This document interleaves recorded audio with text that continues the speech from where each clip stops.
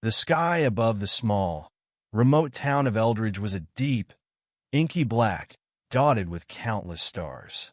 It was a quiet night, the kind where the only sounds were the rustling of leaves and the occasional hoot of an owl. Dr. Evelyn Carter, the town's only medic, was finishing up her shift at the clinic. She was exhausted, having spent the day tending to a flu outbreak that had swept through the town. As she locked up the clinic and stepped into the cool night air, she noticed something unusual, a bright streak of light cutting across the sky, followed by a distant rumble. At first, she thought it was a shooting star, but the light grew brighter and louder, descending rapidly. It wasn't a star. It was something else, something that was heading straight for the dense forest just outside of town. Evelyn's instincts kicked in. She grabbed her medical bag from the clinic and jumped in her old pickup truck, speeding toward the forest. The road was rough, and the truck bounced violently as she drove, but she didn't slow down. When she reached the edge of the forest, she parked and ran toward the crash site, her flashlight cutting through the darkness. The scene was surreal. A small, sleek spacecraft had crashed into a clearing, its metallic hull glowing faintly from the heat of re-entry. Smoke rose from the wreckage, and the air smelled of burnt metal and ozone. Evelyn approached cautiously, her heart pounding. She had no idea what she was dealing with, but she knew she had to help if there were survivors. As she neared the craft, she heard a faint groan. Her flashlight beam landed on a figure lying a few feet away from the wreckage. It was a woman, but not like any woman Evelyn had ever seen. Her skin was a pale, shimmering silver, and her long hair was a cascade of iridescent strands that seemed to shift colors in the light. She was wearing a form-fitting suit that looked like it was made of liquid metal, and her features were delicate yet otherworldly.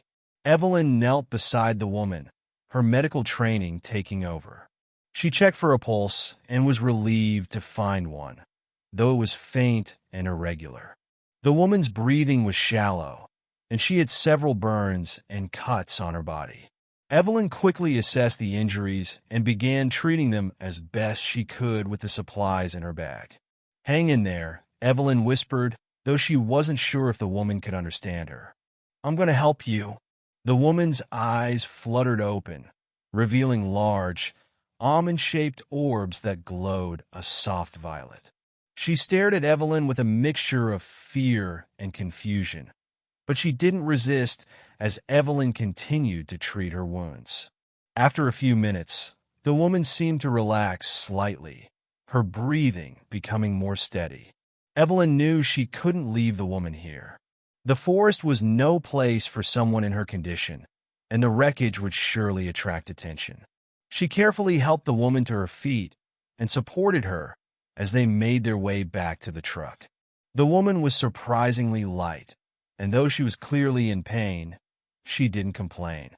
When they reached the truck, Evelyn helped the woman into the passenger seat and drove back to her small cabin on the outskirts of town.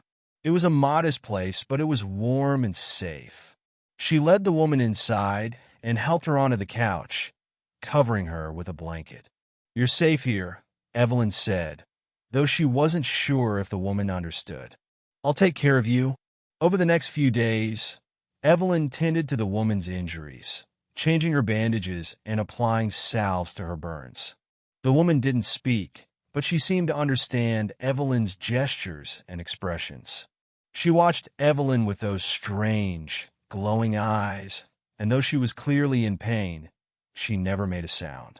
Evelyn tried to communicate with her, using gestures and simple words, but it was slow going.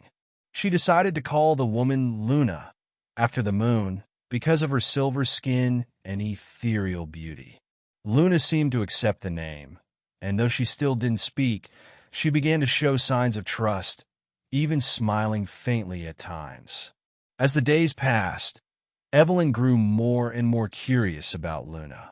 She had so many questions. Where had she come from? What was her world like? Why had she crashed here? But without a common language, those questions remained unanswered. One night, As Evelyn was preparing dinner, she heard a strange sound coming from the living room. She rushed in to find Luna standing by the window, staring up at the sky. Her eyes were wide, and she was trembling. Evelyn followed her gaze and saw a bright light in the sky, similar to the one she had seen the night of the crash. "Is that your people?" Evelyn asked, though she knew Luna couldn't understand. Luna turned to her, her eyes filled with urgency. She grabbed Evelyn's hand and pointed to the sky, then to herself. Evelyn understood. Luna's people were coming for her. But before Evelyn could react, there was a loud knock at the door. She froze, her heart racing. Who could it be at this hour?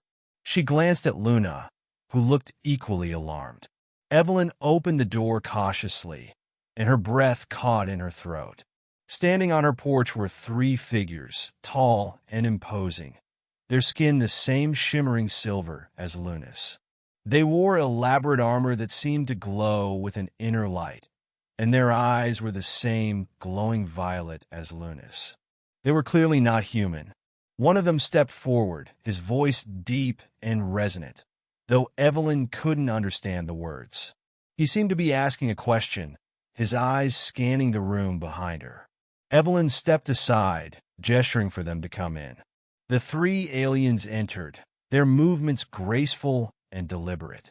When they saw Luna, they immediately went to her, speaking in their strange, melodic language. Luna responded, her voice soft but filled with emotion. Evelyn watched as the aliens tended to Luna, their hands glowing as they passed them over her injuries. The burns and cuts began to heal before her eyes, the skin knitting together seamlessly. It was like nothing Evelyn had ever seen. After a few moments, the leader of the group turned to Evelyn. He placed a hand on his chest and said something, then pointed to her. Luna stepped forward, her eyes meeting Evelyn's. "Thank you," Luna said, her voice soft but clear. Evelyn's eyes widened in shock. Luna had spoken in English. You can speak?" Evelyn stammered. Luna nodded. "I have been learning. Your language is difficult, but I understand now." Evelyn was speechless. Luna continued, "You saved my life. I am in your debt." Before Evelyn could respond, the leader of the aliens spoke again, his tone more urgent. Luna turned to her and said, "We must go. My father, he is waiting." "Your father?" Evelyn asked, confused. Luna hesitated, then said, "I am the daughter of the king of the celestial dominion. My father rules over many worlds. He sent me on a mission, but our ship was attacked. I was the only survivor." Evelyn's mind reeled. Luna was a princess? An alien princess? It was almost too much to comprehend. Luna reached out and took Evelyn's hand. "You have shown me kindness, Evelyn Carter. I will not forget it. My father will reward you." Evelyn shook her head. "I don't need a reward. I'm glad you're okay." Luna smiled, her eyes glowing with gratitude. "You are a rare soul, Evelyn. Perhaps one day our paths will cross again." With that, the aliens began to leave, Luna walking between them. At the door, she turned back one last time. "Thank you," she said, her voice filled with emotion. Then in a flash of light, they were gone. Evelyn stood in the doorway, staring at the spot where they had been.